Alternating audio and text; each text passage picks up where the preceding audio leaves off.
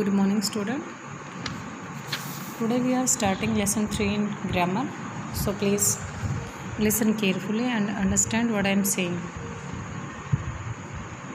हमारा आज पाठ है 3 शब्द विचार।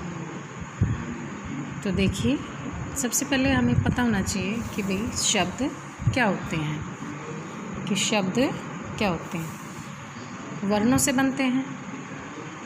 शब्द किन से बनते हैं? वर्णों से।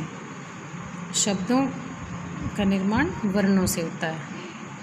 ठीक है, जैसे कैल है कल, चैल है चल, कैमल है कमल। ठीक है, घटना घटना, ये जो वर्ण हैं मिलके ये शब्दों का निर्माण कर रहे हैं ना, तो शब्दों का निर्माण वर्णों से होता है। फिर है कि भाई शब्द क्या होते हैं? शब्द सार्थक होना चाहिए। सार्थक मतलब उसका अर्थ निकलना चाहिए। जैसे इसमें दे रखा है इसने रोटी, वोटी दे दो, वोटी दे दो। देखो, वोटी दे दो, वोटी दे दो। सभी बच्चे अपनी बुक्स खोल लें, पता चलेगा कि देखो वोटी दे दो, वोटी दे दो। तो वोटी का तो कोई मीनिंग नहीं निकल रहा ना। क्या शब्द क्या बनेगा? रोटी। शब्द क्या बनेगा? रोटी। तो सार्थक समूह होता है जो वर्णों का, वो क्या कहलाएगा? शब्द। क्लियर? तो इसकी डेफिनेशन भी बनाई हुई है। देखो, वर्णों का सार्थक समूह शब्द कहलाता है। जैसे पेड़, बालक, पहाड़, नर, आदमी, कुर्सी, मेज, यानी कि जो भी सार्थक शब्द होते हैं वो शब्द कहलाते हैं। ठीक है, और जिनका कोई अर्थ नहीं होता वो निरर्थक शब्द कहलाते हैं। ठीक है ना, यानी कि जिनका कोई अर्थ ना निकले।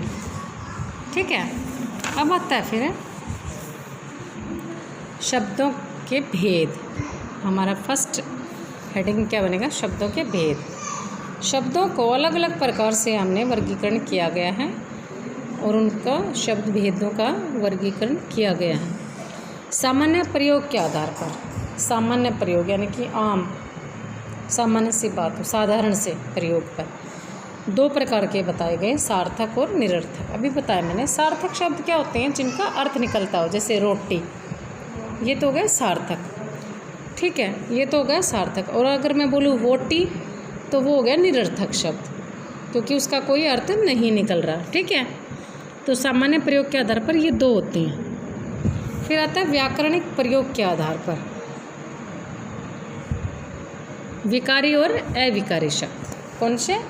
विकारी और अविकारी शब्द। विकारी होते हैं जिनमें संज्ञा, सर्वनाम, विशेषण और क्रिया के अनुसार परिवर्तन होता है। और अविकारी होते हैं क्रिया, विशेषण, संबंध बोधक, समुच्चय बोधक, विस्मयादि बोधक, यानी कि इनमें कोई भी परिवर्तन नहीं होता। अविकारी वो होते हैं जिनमें कोई भी फेर बदलाव, परिवर्तन नहीं होता। ठीक है, फिर एक तीसरा है उत्पत्ति के आधार पर। तत्सम शब्द सुने होंगे आपने।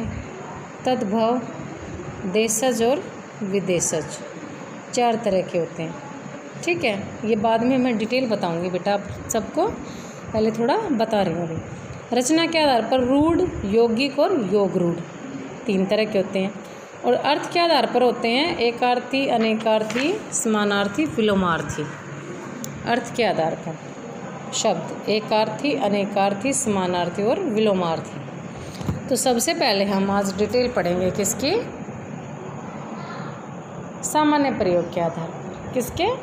सामान्य प्रयोग के आधार पर, सार्थक और निरर्थक। मैंने बताया सार्थक शब्द कौन से होते? कुछ न कुछ अर्थ देने वाले शब्द सार्थक कहलाते हैं। यानी कि वे शब्द जो कुछ न कुछ अर्थ देते हों क्या कहलाएंगे?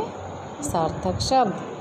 ठीक है, जैसे घोड़ा, चम्मच, कटोरी, किताब, पुस्तक, सकूर। निरर्थक जिनका कोई अर्थ न हो। ठीक है, जैसे इसने दे रखा टक, कघ, लच, रप, अस, वानी, वाय, वयार, वोटी, टोटी, टोटी भी बोल सकते हैं ना, कि जिनकी कोई अर्थ ना निकले।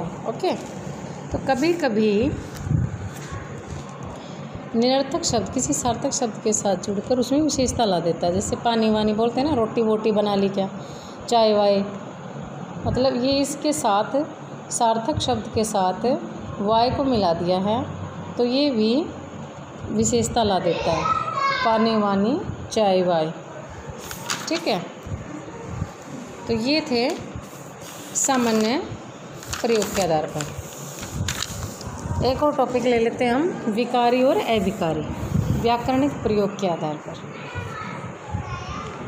व्याकरणिक प्रयोग के आधार पर विकारी, मैंने बताया था जिन शब्दों में लिंग वचन काल आदि के कारण विकार उत्पन्न होता हो, विकार उत्पन्न होता हो। जिन शब्दों में लिंग वचन काल आदि के कारण विकार उत्पन्न होता हो, यानी कि परिवर्तन आए इनके कारण, तो वो विकारी होते हैं। जैसे मेरा घर छोटा है, देखो घर है, फिर इसने लिखा घरों में पानी घुस गया।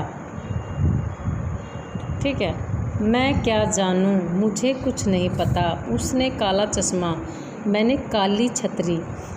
तो ये जो शब्द हैं, जो देखो हरे रंग के जो शब्द आपको दिखाई दे रहे हैं, ये चेंज हो रहे हैं। काला चश्मा और काली छतरी, लिंग वचन का प्रभाव पड़ रहा है ना इनके ऊपर। अरे काली स्त्रीलिंग हो गया और काला पुल्लिंग हो गया, है ना। तो देखो इन वाक्यों में घर में काला जाना शब्दों के रूप लिंग वचन काल आदि के प्रभाव से परिवर्तित हो रहे हैं, तो ये विकारी शब्द हैं। कितने होते हैं विकारी शब्द के भेद? संज्ञा, सर्वनाम, विशेषण और क्रिया, 4 भेद होते हैं। ठीक है, संज्ञा, सर्वनाम, विशेषण और क्रिया, इन चारों का आपको पता भी होगा। संज्ञा क्या होती है, पता है संज्ञा क्या होती है? किसी वस्तु, प्राणी, किसी विशेष वस्तु, व्यक्ति, स्थान, प्राणी या भाव के नाम को हम संज्ञा कहते हैं। सर्वनाम क्या होता है? संज्ञा के स्थान पर प्रयोग किए जाने वाले शब्दों को सर्वनाम कहते हैं। विशेषण क्या? संज्ञा सर्वनाम की विशेषता बताना। और क्रिया किसी काम का करना या होना जब पाया जाए वो क्या कहलाता है? क्रिया। ठीक है, तो विकारी शब्दों के बारे में हम विस्तार से भी पढ़ेंगे आगे। ठीक है, फिर अविकारी, जिनमें कोई चेंज नहीं हो, जिनमें कोई परिवर्तन ही ना आए, जिन शब्दों में किसी प्रकार का कोई विकार या परिवर्तन नहीं होता, वो अविकारी होते हैं। जैसे इधर उधर, आगे पीछे, ऊपर नीचे, लेकिन, किंतु, परंतु, ये सब होते हैं अविकारी शब्द। अरे देखो इधर, आगे, ठीक है, इन पर लिंग वचन काल क्रिया का कोई प्रभाव नहीं पड़ता, ये अविकारी शब्द होते हैं।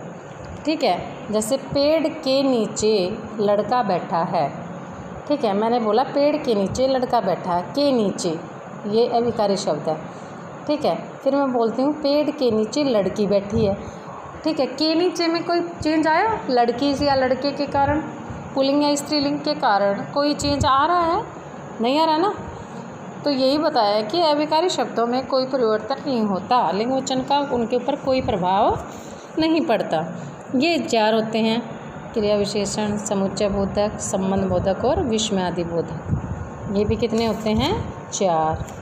कितने होते हैं बच्चों? 4।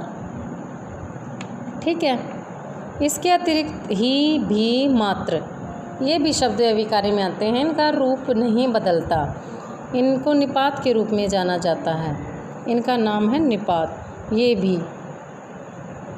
ही, भी, मात्र, इनको किसके रूप में जाना जाता है? निपात। ये भी अविकारी होते हैं, इनमें भी कोई परिवर्तन नहीं होता, लिंग वचन काल के कारण किसी तरह का कोई भी परिवर्तन नहीं होता। तो आज भी मैंने एक पार्ट, इस लेसन का एक पार्ट आपको समझाया है, सेकंड पार्ट हम कल कंप्लीट कर देंगे। तो इसको, वीडियो को ध्यान से सुनना, समझना और पाठ को पढ़ना बेटा। बाकी लेसन हम कल कंप्लीट करेंगे।